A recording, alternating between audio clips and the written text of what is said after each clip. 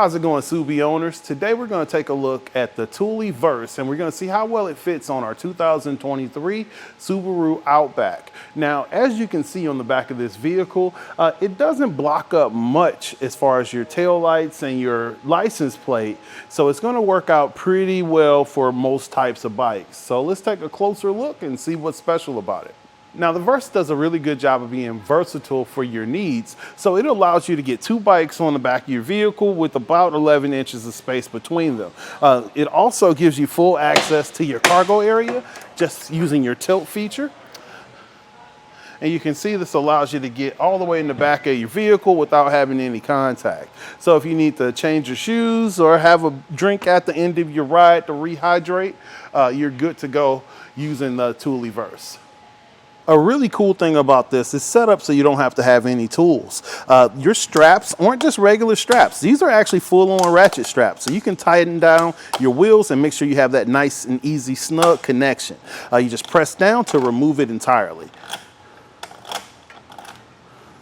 Our front hook has this trigger style where you can just squeeze and release. I'm just gonna slide it to get it out of our way, and then we're able to unload our bike just that easy.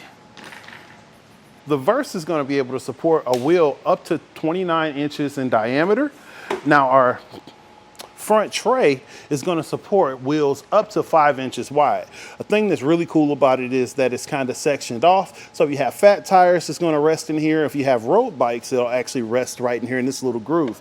And it's also adjustable up to 53 inches for your wheelbase. Now, when you put it in your stowaway mode, you're just going to squeeze again and pop this guy back up. Now you can see that it's blocking out your license plate, but your tail lights are still good to go.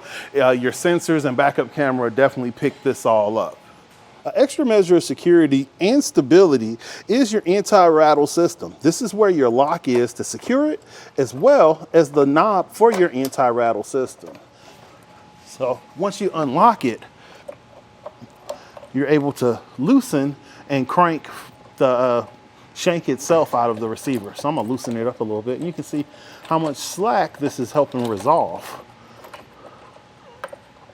Now, one thing I have noticed is that the way this handle moves, you gotta fold it back in to go over the 12 o'clock point. So it makes it a little bit inconvenient, but once you get it in, you'll be good to go. And you have to consider that I'm putting a bunch of bike racks on and off, and you're only gonna deal with the one. So see this guy right here, how wobbly it is before you put that anti-rattle in? That's gonna make sure that you have a better experience going down the road. You also have a 2-inch powder-coated steel shank that's gonna go right into the inside of your receiver. And instead of a pin, you actually have this hook. And that makes it so much easier to get it secured, because once you get it in that receiver hole, you're gonna tighten it down with your anti-rattle and lock it away.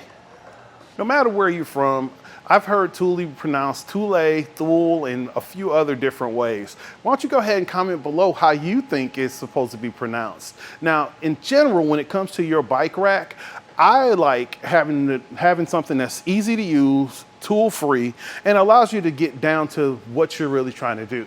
Get out on the trails and make some memories. So again, this is Ed with etrailer.com, taking a look at the Thule Verse bike carrier on our 2023 Subaru Outback. Have a great day.